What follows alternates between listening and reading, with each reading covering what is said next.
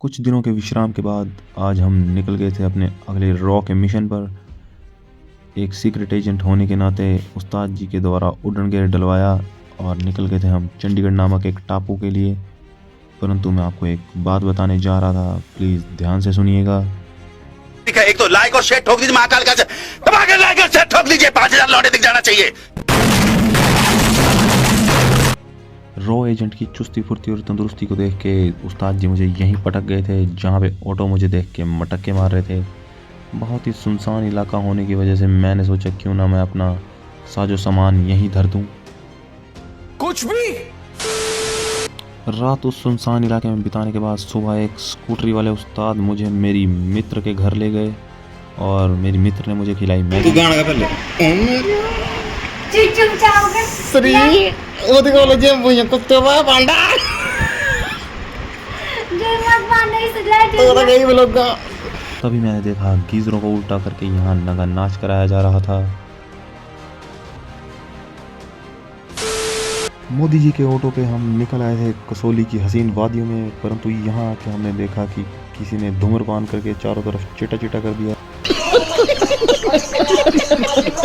यहाँ पहुँच के मुझे पता चला कि यहाँ के वानरों ने एक गुट बना लिया है जो यहाँ के कुकुरों को किडनैप करके फिरौती मांगते थे। वायुमंडल में चिटा चिटा मुक जाने पे हमने सोचा क्यों ना अब हम यहाँ के नज़ारे का आनंद लें। तभी हमने की अपनी बहुत ही घटिया एक्टिंग शुरू और कोशिश करी कि एक रील बना ली जाए। परंतु इतनी कोशिशों के बाद एक रील बन ही रही थी, तभी हमने देखा कि एक वानर यहाँ बैठ के अपने पाँव को चूम के बाबूशोना कर रहा था। हमने भी अपनी मूंछों को सेट किया, नाक की नलियों को फुला के दांतों को बाहर निकाला और अपने डोले को चेक कर लिया। फिर हम निकल गए थे अपनी स्कूटरी पे बैठ के मैदानी भागों की तरफ। परंतु इन बादलों को चीरते हुए निकलना बहुत ही कष्टदायक था। कसौली से घसीटे खा के हम पहुंचे थे चंडीगढ़ की एक सूखना नामक जगह पे, जिसका नाम ही सूखना था। बाकी सब यहाँ गीला ही था और स्पेनिश धनिया भी उगा हुआ था। तेरी बहन का कौन है तू?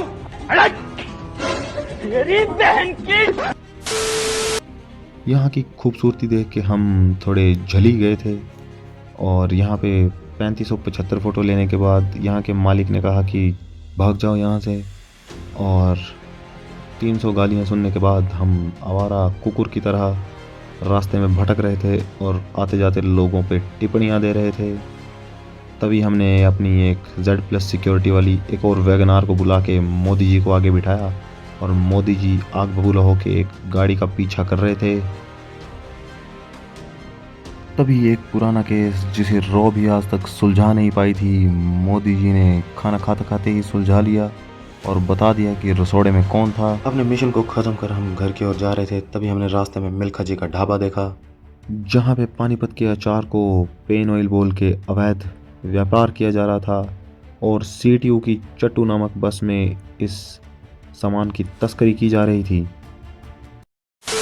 घरेलू शहर में पहुंच के इस संकरे रास्ते से होके हम अपने घर को जा रहे थे, परंतु ये चढ़ाई मुकने का नाम नहीं ले रही थी।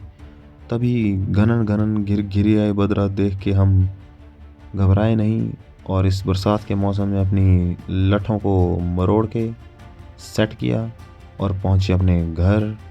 घर पहुंचते ही गुड्डू पंडित हमारे स्वागत में लीन हुए पड़े थे और साथ में मास्टर जी उर्फ भिंडू उस्ताद भी यहाँ पे नोरा फतेही का मुजरा देख रहे थे अपने फोन पे। थोड़ा गलत है ना जानू, थोड़ा गलत है ना। तू मेरे से प्यार करती है या नहीं करती, ये बता दे तू बस। नहीं, मैं तेरे से लास्ट बार पूछ रहा हूँ, तेरा मेरे से प्यार है या नहीं है?